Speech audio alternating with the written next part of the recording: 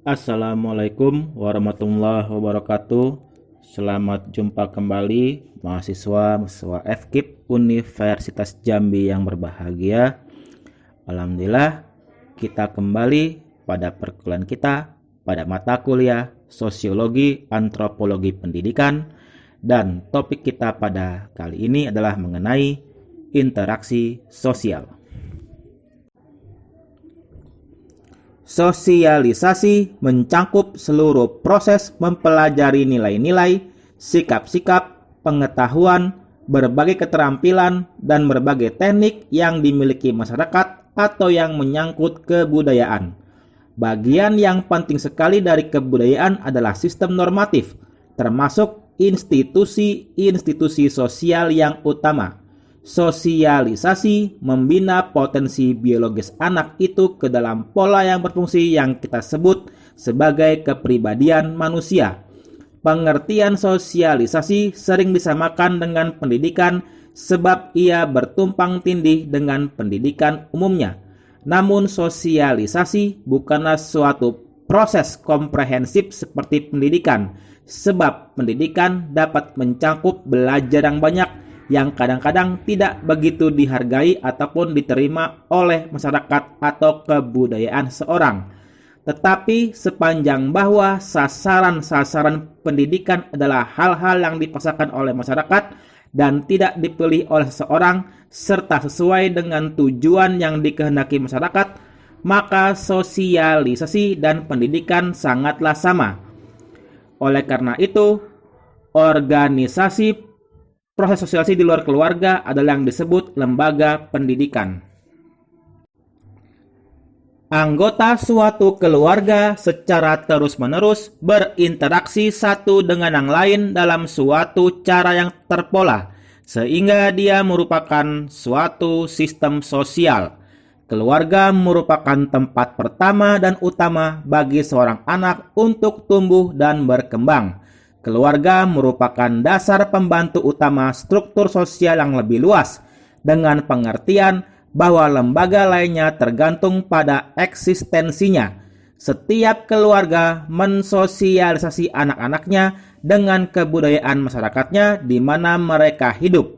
Akan tetapi keluarga itu sendiri mencerminkan subkultur tersendiri dalam masyarakat yang lebih luas.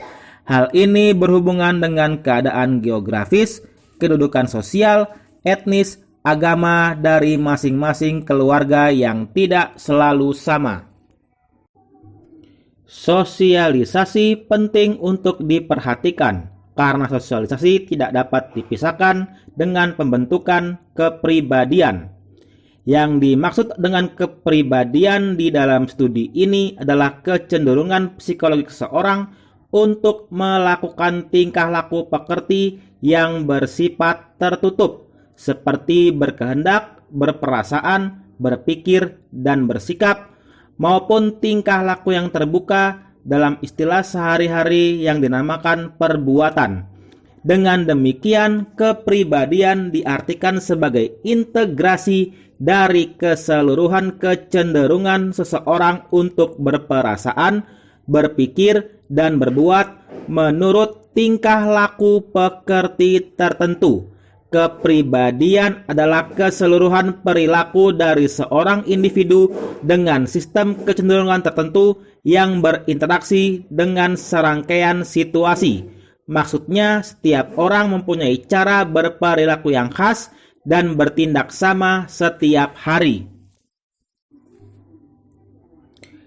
Kepribadian terbentuk melalui norma sosial, karena norma sosial berperan dalam membentuk perilaku individual dan perilaku sosial.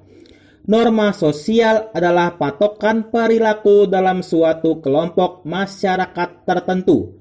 Dalam kehidupan masyarakat, perilaku individu cenderung tidak sama dikarenakan adanya berbagai tingkatan norma sosial yang berlaku pada masyarakat.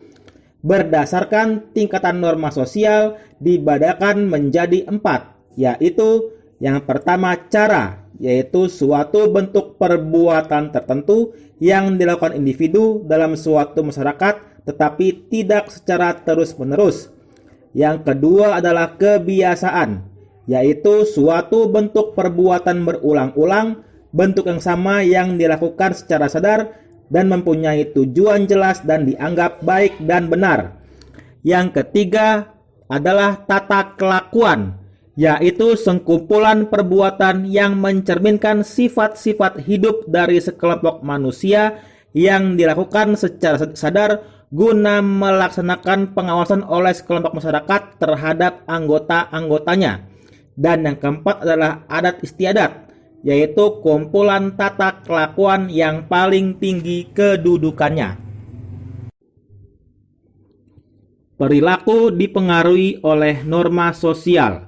Beberapa macam norma sosial antara lain, yang pertama norma agama, yaitu peraturan sosial yang bersifat mutlak dan tidak dapat ditawar-tawar atau diubah ukurannya karena berasal dari Tuhan.